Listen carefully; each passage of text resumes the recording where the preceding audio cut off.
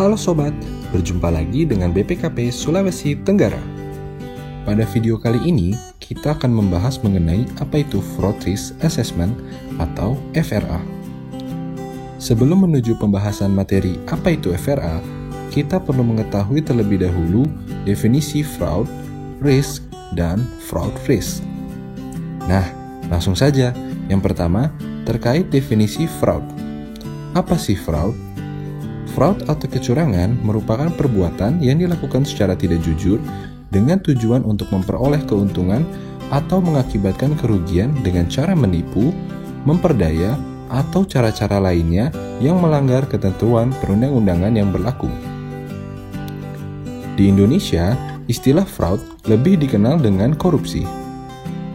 Menurut Undang-Undang Nomor 31 Tahun 1999 junto Undang-Undang Nomor 20 Tahun 2001 tentang pemberantasan tindak pidana korupsi, disebutkan bahwa korupsi dapat dikategorikan menjadi 7 kelompok, yaitu yang pertama, kerugian keuangan negara, yang kedua, suap-menyuap, yang ketiga, penggelapan dalam jabatan, yang keempat, pemerasan, yang kelima, perbuatan curang, yang keenam, benturan kepentingan dalam jabatan, dan yang ketujuh, gratifikasi. Dalam suatu tindakan yang dilakukan oleh seseorang atau organisasi, pasti ada sebab dan akibat. Berkaitan dengan fraud, mengapa fraud terjadi? Apa yang menjadi penyebab terjadinya fraud?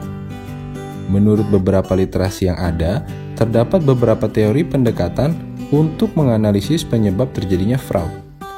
Salah satu pendekatan yang cukup terkenal adalah pendekatan Fraud Triangle yang diperkenalkan oleh Donald Creasy. Fraud Triangle menganalisis penyebab fraud dalam 3 faktor utama, yaitu yang pertama, kesempatan. Fraud terjadi karena adanya kesempatan untuk melakukan perbuatan fraud. Kesempatan tersebut bisa muncul karena berada pada lingkungan yang sering melakukan fraud atau korupsi, ataupun ketika pengendalian intern tidak memadai. Yang kedua, motif.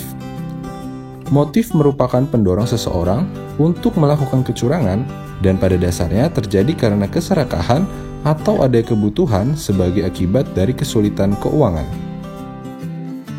Yang ketiga, rasionalisasi. Dalam melakukan kecurangan, pelaku kecurangan seringkali mencari rasionalisasi atau pembenaran atas tindakan kecurangan yang dilakukannya. Klasifikasi kecurangan menurut Association of Certified Fraud Examiners atau ACFE dibagi menjadi 3 kategori kecurangan, yaitu kecurangan laporan keuangan, penyalahgunaan aset, dan korupsi. Dari ketiga kecurangan menurut ACFE tersebut, kategori kecurangan yang sering muncul pada pemerintahan adalah kategori korupsi yang mana pengertian dan kelompok tindakannya telah disebutkan sebelumnya. Selanjutnya, mari kita mengenal risk atau risiko. Apa itu risiko?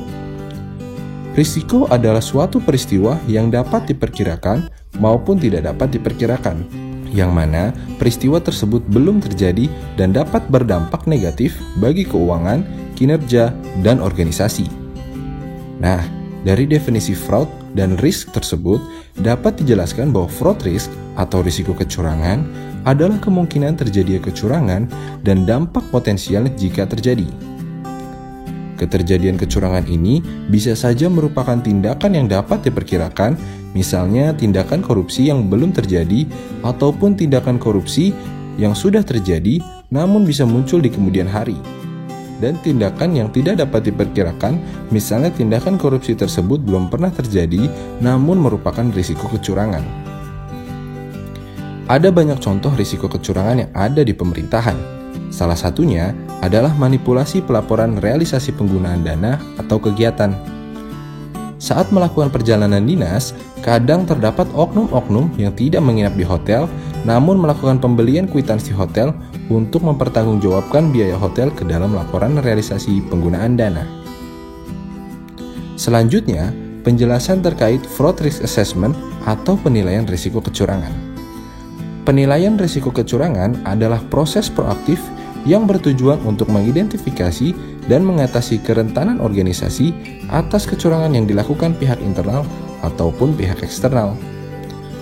Penilaian risiko kecurangan ini penting dalam pemerintahan karena berfungsi dalam beberapa hal, yaitu yang pertama, menghasilkan peta risiko kecurangan yang dapat menjadi dasar untuk merencanakan mitigasi risiko secara terukur dan komprehensif. Yang kedua, merupakan instrumen deteksi dini risiko kecurangan. Dan yang ketiga, sarana analisis dan evaluasi kelemahan-kelemahan program pencegahan sehingga dapat menjawab dan mencari solusi atas kecurangan-kecurangan yang masih terjadi, seperti adanya operasi tangkap tangan.